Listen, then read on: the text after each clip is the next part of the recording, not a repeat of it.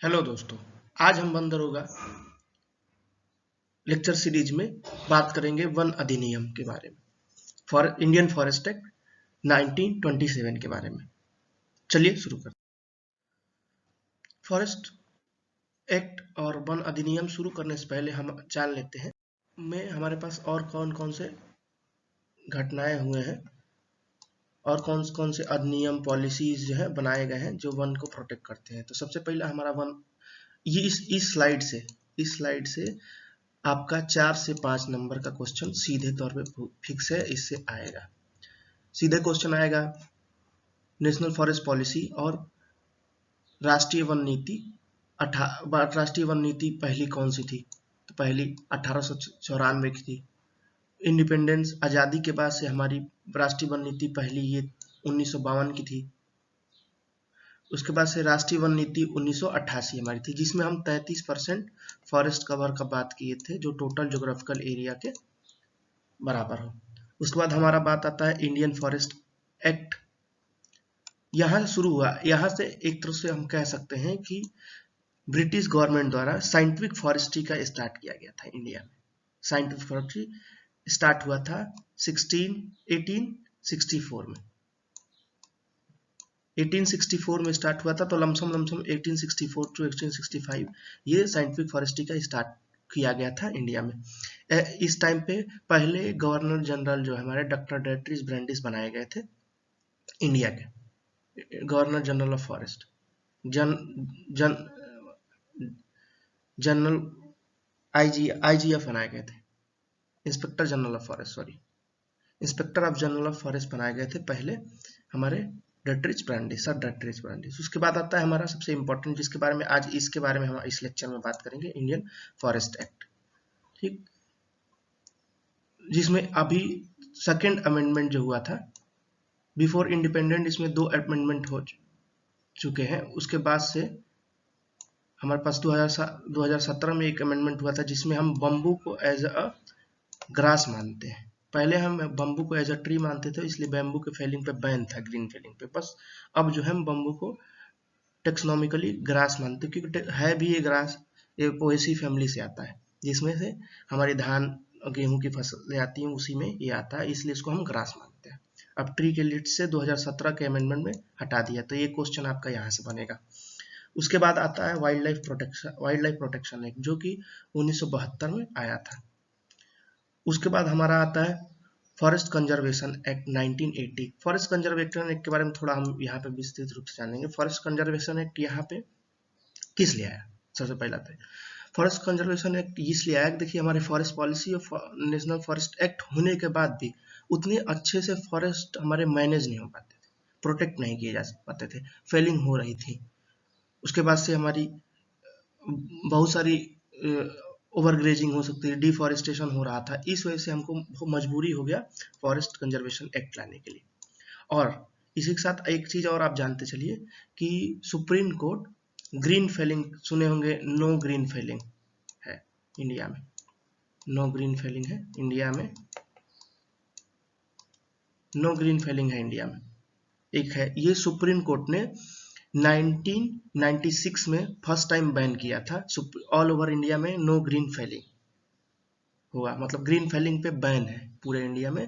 वो supreme court द्वारा ban किया गया था 1996 में। ये अच्छे से क्वेश्चन याद कीजिएगा, अगर क्वेश्चन आता है ग्रीन फेलिंग बैन बाई अगर आए तो सुप्रीम कोर्ट, और किस ईयर में आए तो 1996। ठीक, उसके बाद अगला हम क्वेश्चन पे आते हैं। फॉरेस्ट कंजर्वेशन एक्ट हो गया, उसके बाद water prevention and control of pollution, water pollution act भी कहते हैं, वाटर एक्ट भी इसको कहते हैं। ये आया था हमारा 1974 में, जो अमेंड किया गया था 1980 में और 2003 में। अमेंडमेंट होते हैं इसलिए कि सुधार हो सके, कुछ हमारे पास कमियां रह गई अभी, जो हम एरिया अभी हम देख नहीं पाए, कुछ एरिया ऐसे हमारे पास रह गए जो अभी हम देख नहीं पाए, उसमें सुधार हो सके, उसको हम सिंपली तौर से अमेंड करके इंक्लूड कर लेते हैं। ये होता है हमारा अमेंडमेंट। अमेंडमेंट मतलब संशोधन, सीधा तौर पे। उसके बाद हम बात करते हैं air prevention and control of pollution या एयर एक्ट की, 1981 में आया था। ठीक, ये याद करिए 1981 में एयर एक्ट आया था, जो अमेंड हुआ था 1987 में। ठीक, उसके बाद आता है हमारा इन्वायरमेंटल प्रोटेक्शन एक्ट। ये था जो हमारा पर्यावरण है उसके प्रोटेक्शन के लिए जो इंडस्ट्रीज डेवलप होंगी, इस बेसिस के ये गाइडलाइंस के थ्रू डेवलप होंगी। कोई इस टाइप की ऑर्गेनाइजेशन डेवलप होती है, ये तो होता है। ये आया क्यों, तो ये सवाल यहाँ पे उठता है कि इसको लाने की हमको क्या जरूरत पड़ी। ठीक, इसके पहले हम एक बार लेक्चर में आपको बता चुके हैं कि जब हम इम्पोर्टेंस डे की बात कर रहे थे उस समय पे हम बात किए थे 2 दिसंबर को भोपाल गैस ट्रेजेडी होता है। भोपाल गैस ट्रेजेडी इंडिया का सबसे बड़ा ट्रेजेडी था इंडस्ट्रियल मामले में। तो उसके बाद से हमारा बताए थे आपको मिनिस्ट्री ऑफ एग्रीकल्चर से कट के मिनिस्ट्री ऑफ इन्वायरमेंट फॉरेस्ट बना, जो बाद में उसका नाम चेंज हो गया, ministry of environment forest and climate change हो गया। तो उसको मद्देनजर रखते हुए कि फिर से इंडिया में ऐसा कोई बड़ा घटना ना घटित हो, तो हम एक इन्वायरमेंट प्रोटेक्शन एक्ट पास करते हैं, जिसके तहत बहुत सारे नॉर्म्स, एक्ट, रूल, रेगुलेशन बनाए गए सेक्शन से। और इसके अंदर हम बात किए कि कैसे इंडस्ट्रीज को डेवलप करेंगे, क्या हमारे नॉर्म्स रहेंगे, तो उस हिसाब से इसलिए हमारे पास ये 1986 में इन्वायरमेंट प्रोटेक्शन एक्ट आया। ठीक, उसके बाद आता है national amenities air quality stand notification 1991 में, जो हम मोबाइल में देखा करते हैं कि हमारे यहाँ देखते हैं कि मोबाइल में नोटिफिकेशन आता है कि please keep inside your room the air quality is ये। तो इस एक्ट के थ्रू, इस नोटिफिकेशन के थ्रू ही वो मतलब इंफॉर्मेशन रिलीज की जाती है 1994 में जो आया था। उसके बाद आता है बायोलॉजिकल डाइवर्सिटी एक्ट। ये थोड़ा अच्छे से हम पढ़ाएंगे, इसके बारे में अलग एक लेक्चर डालेंगे, ये आएगा आपका क्वेश्चन, इससे बढ़िया क्वेश्चन बनते हैं। अब बायोडाइवर्सिटी एक्ट क्या है जो 2002 में आया था। बायोडाइवर्सिटी एक्ट ये कहता है कि जितने भी फॉरेस्ट के अलावा जितने भी रिसोर्सेज हैं, जितने भी जो भी पेड़ है, जितने रिसोर्सेज देख रहे हो जो नेचर से रिलेटेड है, वो इसके अंतर्गत रखा जाता है। इसके बारे में ये सब अवेयर लोग कम है इसका। और सबसे ज्यादा अगर फाइन किसी अभी तक के एक्ट और रूल और रेगुलेशन लगता है तो ये है बायोडाइवर्सिटी एक्ट। बहुत तगड़ा इसमें फाइन है इस फॉरेस्ट में, लेकिन इसका बहुत ज्यादा उतने अच्छे से इम्प्लीमेंटेशन नहीं हो पाता है क्योंकि अनअवेयरनेस लोगों के पास अभी। इस वजह से बायोडाइवर्सिटी एक्ट का 2002 का कोई मतलब इतना आपको केस नहीं मिलेगा। लेकिन हम एक एग्जांपल देते हैं कि पतंजलि कंपनी जो है, पतंजलि ऑर्गेनाइजेशन, वो फॉरेस्ट रिसोर्स में एक मेडिसिनल प्लांट को यूज की, तो उस पे कोई मतलब उसको स्टार्टिंग में अनअवेयर था, लोग को पता नहीं था, लेकिन ये पॉलिसी थी, ये एक्ट था उस समय पे। तो उसमें ये हुआ कि वो मेडिसिनल प्लांट का क्लेम की वो, और उस पे की तो उसको उससे न्यूट्रिएंट निकाल के मेडिसिन बनाए। तो ये कहता है बायोडाइवर्सिटी रूल चैप्टर 2 में डिफिनेशन आता है बायोडाइवर्सिटी का। आप किसी भी प्रोडक्ट का, किसी भी फॉरेस्ट यूज का अगर बायोडाइवर्सिटी का यूज करते हैं तो वहाँ के जो लोकल पीपुल है, लोकल ऑर्गेनाइजेशन है, गवर्नमेंट है, उससे जो बेनिफिट होगा उसका शेयर होगा, शेयर स्प्लिट होगा, तब आप करेंगे, नहीं तो नहीं करेंगे। तो पतंजलि ये काम की थी, लेकिन पतंजलि को 14,000 करोड़ का फाइन देना पड़ा था इसमें। तो ये बहुत इसके बारे में और थोड़ा अच्छे से हम बात करेंगे आगे के स्लाइडों में। उसके बाद हमारा बात आता है नेशनल इन्वायरमेंट पॉलिसी 2004, ये याद रखिएगा। उसके बाद आता है हमारा फॉरेस्ट राइट एक्ट 2006, जो कि फॉरेस्ट ड्वेलर एक्ट भी बोलते हैं, ट्राइबल एक्ट भी बोलते हैं। तो इसको 3 नामों से जाना जाता है, tribal right act, dwellers act, forest dwellers act और फॉरेस्ट राइट एक्ट। 2006 में आया था, इसको अच्छे से याद रखिए, ये क्वेश्चन सीधे आएगा। उसके बाद था नेशनल एग्रो फॉरेस्ट पॉलिसी, जो 2014 में आया था। ठीक, अब एक बार हम बात कर चुके हैं, एग्रो फॉरेस्ट्री डे 8 मई को मनाया जाता है। ठीक, तो एक क्वेश्चन इसमें और इम्पोर्टेंट आप याद रखिएगा कि पहली कंट्री जो थी जो नेशनल एग्रो फॉरेस्ट्री पॉलिसी लाई, एग्रो फॉरेस्ट्री पॉलिसी जो पहली कंट्री है वो लाई है इंडिया। उसके बाद दूसरी कंट्री नेपाल है। ये 2 कंट्री अभी एग्रो फॉरेस्ट्री पॉलिसी लेके आई है। सबसे पहले इंडिया में ही आई है, इतना ध्यान रखिएगा। एग्रो फॉरेस्ट्री होता क्या है? एग्रो फॉरेस्ट्री का देखिए सिंपल तौर से डिफिनेशन ये है कि एक लैंड यूज सिस्टम हो, एक लैंड यूनिट हो, जिसमें हम बहुत सारे प्रैक्टिसेस करें साथ में, जैसे एग्रीकल्चर, हॉर्टिकल्चर, कृषि, सब फल उगाना, सब्जी उगाना, धान उगाना, गेहूं उगाना, फसलें उगाना, पेड़ उगाना, एक साथ करें एक ही यूनिट ऑफ लैंड पर और एक ही टाइम पे, साइमल्टेनियसली, साथ साथ, उसको हम एग्रो फॉरेस्ट्री कहते हैं। ठीक, और एग्रो फॉरेस्ट्री हम अगले एग्रो फॉरेस्ट्री के जब टॉपिक आएगा उसमें हम अच्छे से और एग्रो फॉरेस्ट्री के बारे में जानेंगे। अभी के लिए आप बस पॉलिसी को, इसको ध्यान से, इस स्लाइड को पॉज करके अच्छे से आप पूरा स्लाइड में देख लीजिए और एक एक क्वेश्चन यहाँ से ले लीजिए। यहाँ से कम 4 से 5 क्वेश्चन आपको मिल जाएंगे पेपर। इसके बाद हम शुरू करते हैं वन अधिनियम, भारतीय वन अधिनियम, इंडियन फॉरेस्ट एक्ट 1927। ये वन अधिनियम लाने की जरूरत क्यों पड़ी? वन अधिनियम लाने की जरूरत इसलिए पड़ी, हमारा देश आजादी की तरफ जा रहा था, ब्रिटिश गवर्नमेंट लाई तो थी पॉलिसी 1894 में, लेकिन उसका बहुत फायदा नहीं हुआ हमको। उसमें साइलेंट फीचर थे, उस पर ब्रिटिश गवर्नमेंट वो स्लीपर्स के लिए, रेलवे स्लीपर्स के लिए हमारे फॉरेस्ट कटाए जा रहे थे, जो कि हमारा बहुत बेसिक नीड है। फॉरेस्ट हमको चाहिए ही चाहिए फॉर सर्वाइवलिटी।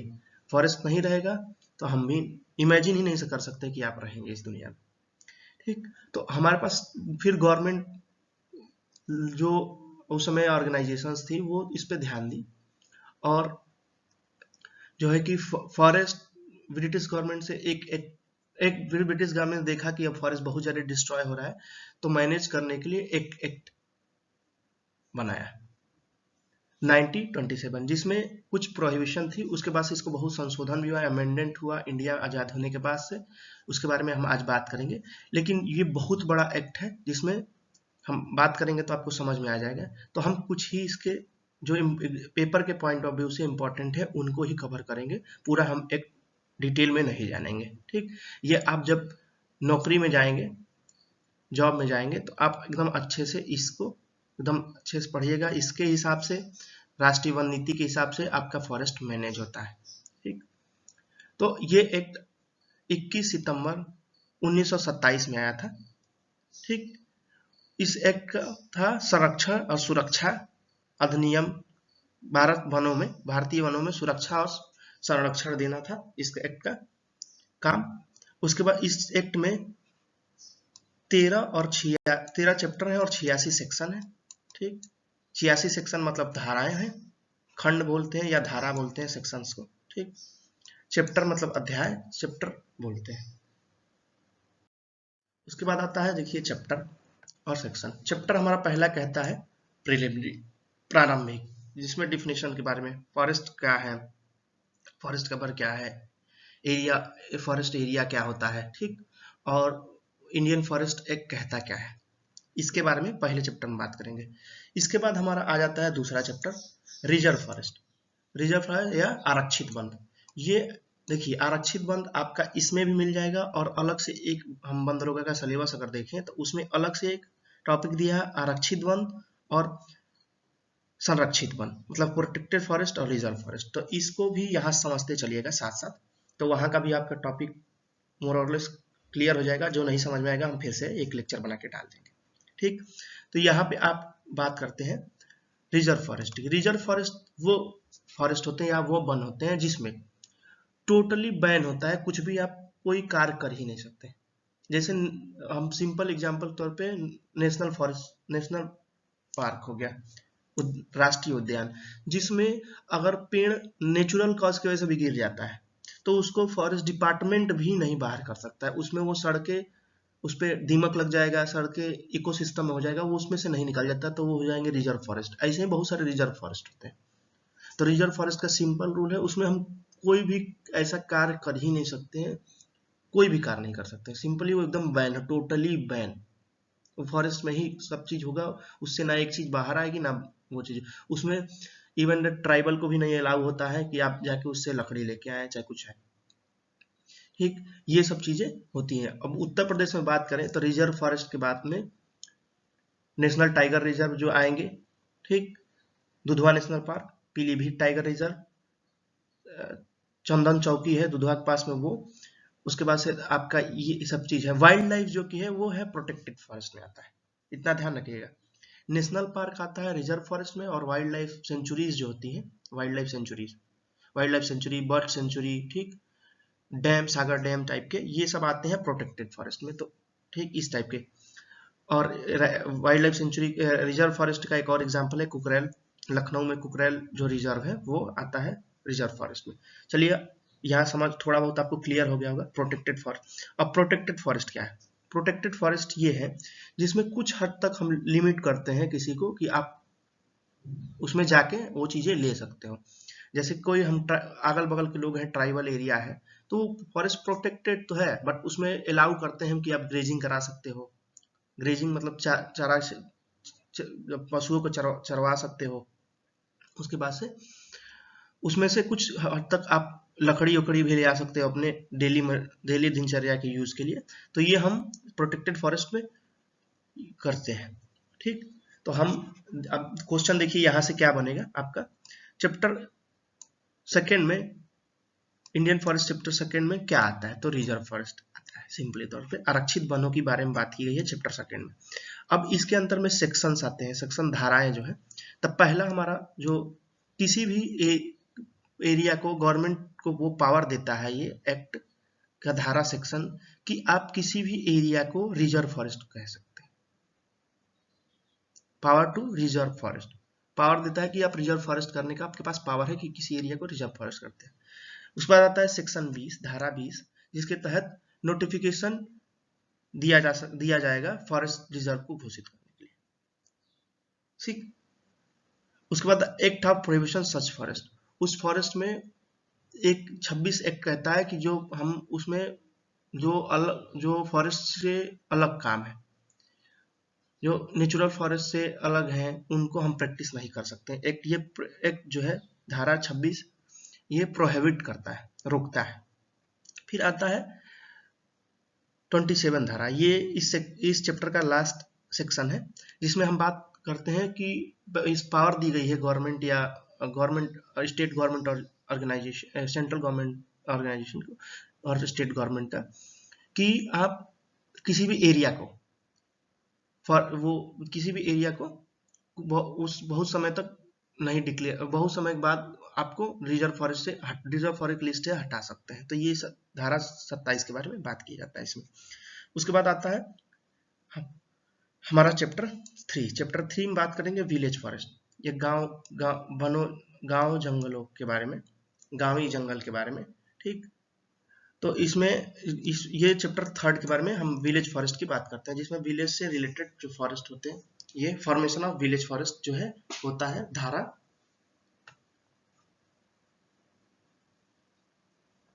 जंगलों का बनाना, धारा 28 के अंतर्गत आता है। उसके बाद हमारा आ गया चैप्टर 4, जिसके अंतर्गत हम पढ़ेंगे प्रोटेक्टेड फॉरेस्ट। प्रोटेक्टेड फॉरेस्ट का संरक्षित वन कहते हैं जिनको। इसमें हम 29 में प्रोटेक्टेड फॉरेस्ट की बात करते हैं। धारा 29 हमको अलाउ करता है कि हम प्रोटेक्टेड फॉरेस्ट को घोषित करें।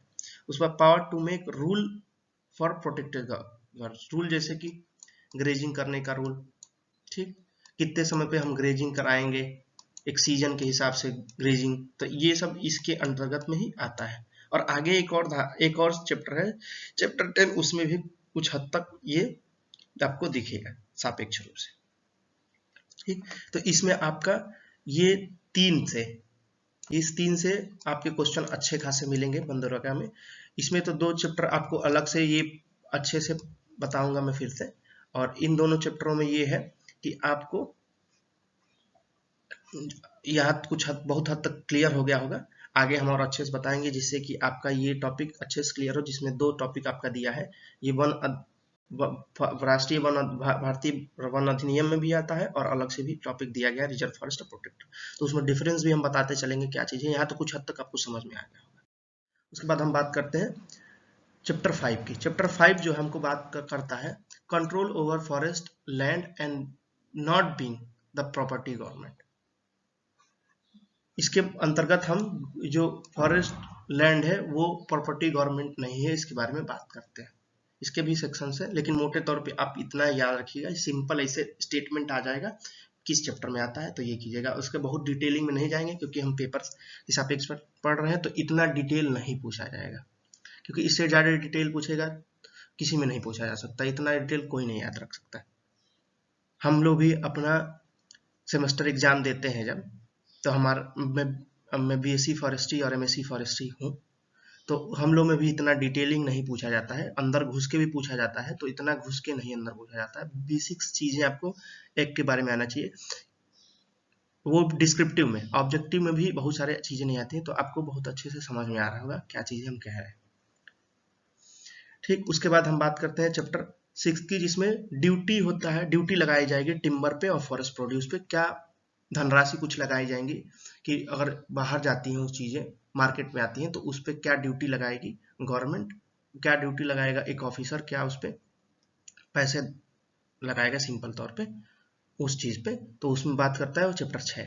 फिर बात होता है चैप्टर 7। चैप्टर 7 में हम control of timber and other forest produce transit में कंट्रोल करना। ट्रांजिट देखिए क्या होता है कि जो फॉरेस्ट से चीजें आई, जैसे देखिए हनी आया मान लीजिए, चाहे कोई भी टिम्बर आया ऐसा फॉरेस्ट से जो बाहर आया, ठीक, वो मार्केट में सेल होने से पहले एक जगह स्थायी जगह पे रुकता है बीच में, उसको हम ट्रांजिट कहते हैं। तो वहां पे कैसे कंट्रोल करेंगे, क्या चीज रहेंगे, जैसे फॉरेस्ट डिपो, सिंपली तौर से हम मान के चले forest depot, temporary forest depot जो होती है, आप देखे होंगे सब मोस्टली डिविजन्स में होता है या मंडलों में मिल जाएगा आपको फॉरेस्ट डिवीजन, जिसको फॉरेस्ट कॉर्पोरेशन देखता है, ठीक, मतलब वन निगम जिसको देखता है उसको वो होते हैं हमारे डिपोज। उसके बाद आता है हमारा चैप्टर 8, जिसमें बात करते हैं collection of drifts and standard timber. इसमें स्टैंडर्ड टिम्बर का कलेक्शन करना, जैसे इमारती लकड़ियां हो गई, इमारती लकड़ियां आपकी हो गई साखो, सागौन और ऐसे ही इमारती लकड़ियां हो गई, इनके बारे में बात किया जाता है इसमें 8 चैप्टर में 8 में। उसके बाद देखिए ये सबसे इंपॉर्टेंट है बंदरोगा के सापेक्ष से, कि अगर पूछे कि पेनाल्टी मतलब दंड और प्रक्रिया किसके अंतर्गत आता है, तो ये आता है हमारा चैप्टर 9 के अंतर्गत में आता है, ठीक। अब देखिए पुलिस में एकदम स्पेशल लॉ में ही आपको दिखेंगे, यहाँ पे दिख जाएगा कैसे ये स्पेशल लॉ है, फॉरेस्ट लॉ की स्पेशल लॉ है।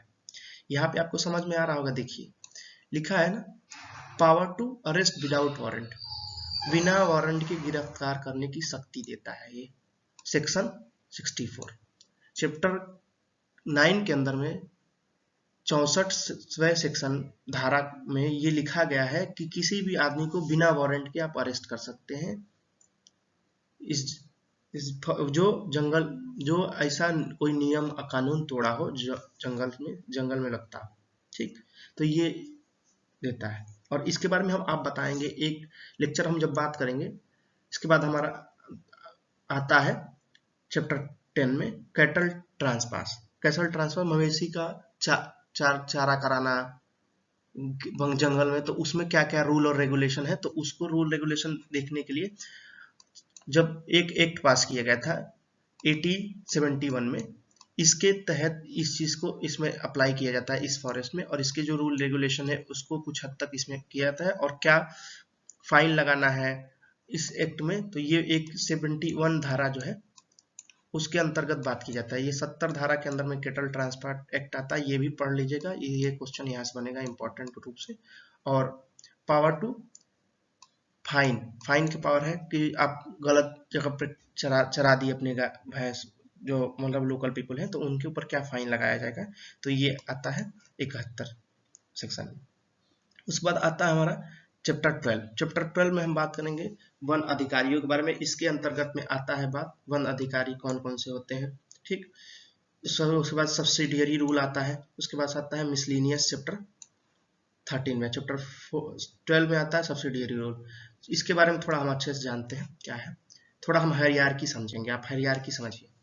सबसे पहला आता है आपका फॉरेस्ट गार्ड, नीचे से हम चलते हैं तो, ठीक, फॉरेस्ट गार्ड जो हमारा हो गया फॉरेस्ट गार्ड, इसके ऊपर आप जिस चीज का पेपर देने जाएंगे वो बनेंगे फॉरेस्टर या वन दरोगा, ठीक, इसके ऊपर आता है deputy ranger,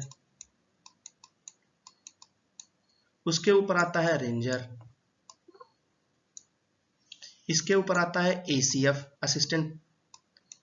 assistant conservator of forest, इसके ऊपर आता है DFO, इसके ऊपर आता है CF, chief conservator of forest, इसके ऊपर आता है CCF, ये CF जो है, सॉरी माफ कीजिएगा, CF कंजर्वेटर ऑफ फॉरेस्ट, उसके ऊपर आता है CCF, chief conservator of forest, उसके बाद आता है PCCF, principal chief conservation of forest, जो इसको हेड ऑफ फॉरेस्ट फोर्सेस भी कहते हैं। इसको हम और अच्छे से क्लियर कट आपको एकदम अलग से एक स्लाइड में बताएंगे, जिससे समझिए, यहाँ पे मोटे तौर पे आप समझ लीजिए। तो आप दूसरे यूनिट के लिए, इस पोस्ट के लिए कर रहे हैं अप्लाई, आपके पास बहुत सारे ऐसे इसी रूल और रेगुलेशन और नियमों के साथ आप जंगलों को मैनेज करेंगे, और इसके साथ आपको और बहुत सारी चीजें आपको जब नौकरी में जाएंगे तो आपको पता चलेंगी, जिससे आप सीखेंगे और जानेंगे भी, और उसको अप्लाई कैसे करते हैं, कैसे इसका प्रोसीजर है, क्या चीज़ है, सब चीज़ें आपको उसमें पता चलेंगी। ठीक, पेपर के सापेक्ष से इतना बहुत इंपॉर्टेंट है, और ये बहुत सारी चीज़ें, आपको बहुत सारी चीज़ क्लियर हो गई होंगी, और इसमें से सीधे तौर पे ये क्वेश्चन आएंगे, बहुत सारे इसमें घुमाए नहीं जाएंगे, क्लियर वाले सीधे तौर पे क्वेश्चन आने वाले हैं, इसमें कोई कॉन्सेप्ट्स नहीं है, इसको आपको याद करना पड़ेगा, याद कीजिए। ठीक, धन्यवाद।